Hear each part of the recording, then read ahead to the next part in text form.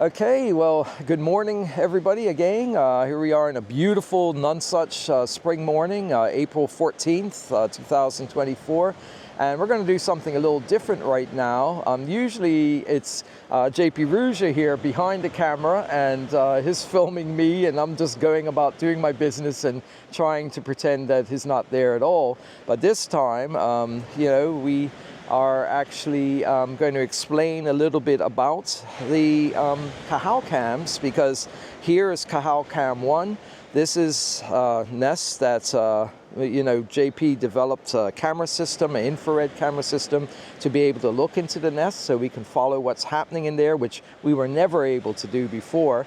And this has been in operation for how many years now, JP? 13 years. 13 years, great. Yep. So I'm going to put it over to you to explain it and everything. Here's my tech guy, so I don't understand the tech, so the two of the biologist and the techie, we make a good team together. So basically what happened was when we started the CAM program 15 years ago, I had been shadowing Jeremy for 5 years at that point for the beginnings of the translocation process, and during which he was bringing chicks from these outer islands and basically putting them into these burrows here on Nonsuch. He would take over feeding with the idea that they then imprint on Nonsuch and return to Nonsuch later, which has now been proven to be an absolute success. 25 chicks this year, which is a record. But what was always an unknown at that stage was what's happening after you open and close the lid, what actually goes on under there. And at the time, technology wasn't capable of being miniaturized or being used underground, so I put myself on a mission to develop a camera system that could do so. It took about another 5 years, but 13 years ago we started the first one. The other thing is, once the chicks or the parents have occupied a nest, you can't disturb them during the nesting season to put a camera in. And you don't always know which burrow will be successful, so you can't randomly be putting cameras all around and on the off chance one of them works. Now that they're all working more or less, as far as the burrows are all active, but at the time there were more burrows than there were birds, so we didn't have that luxury. So basically I came up with a system that during the off season we would take a normal concrete lid like this and we would replace it. We would make a new one in which we would embed a 4-inch PVC pipe like this, and then we would cap it off, as you see a few places around the colony, with the idea that once the season starts and you decide you want to film in that burrow, you can then just take the cap off the 4-inch PVC pipe. And I built a camera system that fits on a tray that fits inside a 4-inch PVC pipe. So anywhere that you can install a 4-inch PVC pipe, you can then inject a camera and lighting system without disturbing the occupants of the burrow. Now that's basically the principle for the Cahow system. This one here has actually been going for 13 years. You can actually see the rust here. What I actually did was I built a cap for the 4-inch PVC pipe, and then we have the internet lines and the power lines for the lighting coming down through here. And I actually built a bit of a dome that goes over the top so that heat can actually vent through the system. What I didn't want to have was electronics in a closed system inside a nest that could overheat at some point. So I built this so that this actually vents through. And we've had these going through hurricanes now. They've survived several hurricanes. We have 100-mile-an-hour winds coming through here, and the burrow is still dry, but it's venting and it's not having any problems. So this is very much duct taped and cobbled together this year. We actually do need to replace the electrical portions, but this effectively is version 1 of a CahowCam system. The initial system was the camera in the middle. The first few years they were hacked GoPros. We've now evolved to much better systems than that. But it was hacked GoPros, which you'll see when this opens up, with a lighting array that we built around an infrared lighting array. The lighting also we needed to make infrared because the birds need to be in complete darkness. And I took it one step further. I took it from normal infrared that you see in security is 850 nanometers. I took it to military grade, which is 940, to be sure it was completely invisible to the birds. That was quite an effort, and was my self-introduction to electrical engineering. I cobbled together what looked like bombs at the time. They look like pipe bombs actually, so they were a bit suspicious. But it worked out. This has now evolved that we still have the lighting system come from the top, and this burrow in particular, we have a camera coming in from the side. So when you look at CahowCam 1, you actually see a beautiful view from the side of the birds with the lighting coming from the top. And that's all thanks to the original a nice CahowCam system. profile view rather than the overhead view of CahowCam too. So Jeremy, if you want to open this up, and Yep. as he opens it, you'll see what is the leftovers of it still has the old bracket, which would have been a GoPro camera in the middle. Yep. But then the lighting array I cobbled together 13 years ago is still It's going. still holding up pretty, and So- it's been through at least six hurricanes, 6 or 7 hurricanes, I believe, and probably more than that now. So, yeah, it's amazing the abuse they've taken, and they're still functioning. Okay, so let's get ready. This has also been consistently the heaviest chick of the whole lot, but I don't think he's been fed. He hasn't had a feeding visit the last 2 nights, I believe. He might have 3 nights ago, so he's probably lost a bit of weight, but we'll see. And actually here you can actually see some cobwebs, but these are all little LED lights, and normally the GoPro would have sat in the middle there. But now the camera for this system is coming in from the side.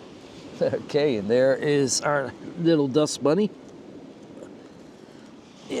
Yeah, he's definitely getting to quite a good size too. Yeah. He's also very, very active, so I have to watch out. He has a habit of jumping out of my hands. But yeah, he's doing good. His primary feathers are emerging on his wings now. That's the first true feathers that we can see. And yeah, I can tell he hasn't been fed in a couple of nights. You know, he doesn't have that water balloon-like feel, but he's still a nice, solid, actively growing chick.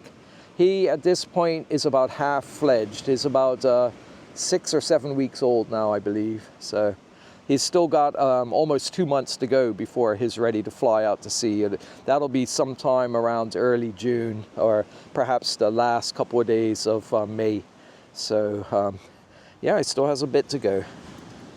Okay.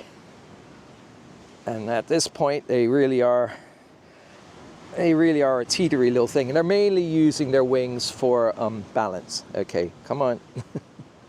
Here we go. And I'm going to sign out now and just take over filming of Jeremy doing this.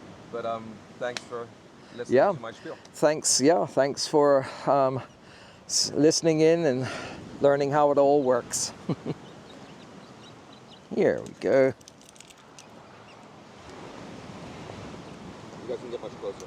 Yeah, you can come right in if you want. I want to see the... In fact, I'll give you guys, because this one is particularly happy, to be handled and stuff like that. So if you want to feel what it actually feels like in your hands, just let you create a little cup with both hands, and you can. We want that? Yeah. No. Well, he's definitely still the heaviest.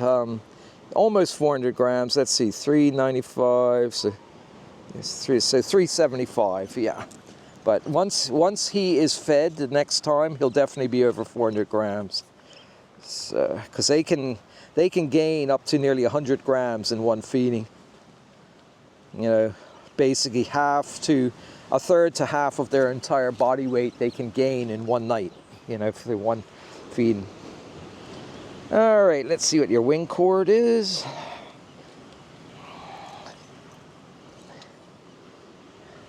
Yeah, he's getting his coverts in, primaries, secondaries. They're all coming in now. Let's see.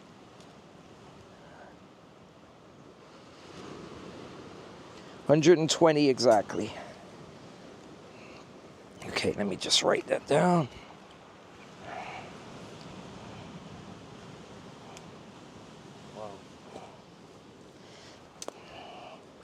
Okay, here we go. Here we get right down here. Okay, yeah, just like hold him a little bit too to make sure, because he will try to jump off a bit. Yeah, this is where the down. He's starting to get it all in his nostrils and everything else. Yeah. You see how strong the legs are? The legs are almost fully formed already. They're almost full size. That's the first thing that completes development, so that they can walk around in the nest. Yeah. See, we could not do this with the birds on the outer islands, because I don't have them in hand enough for them to get used to it, and they really fight you. But these guys, they obviously want to get down, but they're quite placid, you know, really. Yeah, that's lovely. Yeah.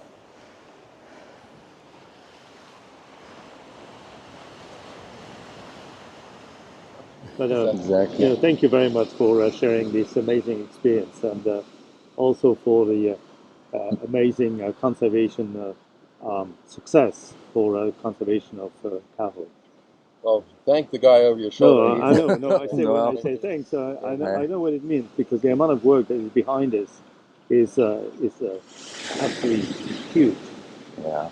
I just I look think at you want- myself as a kindly sort of grandfather almost to You the have a big birds. family here. Yeah, it is. It's becoming quite an extended family now. Look at that.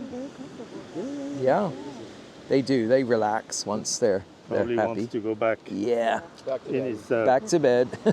in his dark Okay. room. Yeah. Thank you. Oh, no problem. Yeah. Yeah, thank you, Jeremy. That's quite So if you want to take a look at the camera, when you, Yeah. well, that's literally the old template. It was a laser cut. Basically, I built a tray that fits inside a 4-inch PVC pipe, just a 4-inch diameter. Don't plug at it too much because those LEDs Yeah. are getting sensitive. Yeah. Okay. Yeah, the camera itself, the infrared camera is yeah. in here, looking in from the side. And these survive hurricanes? It has. Yeah.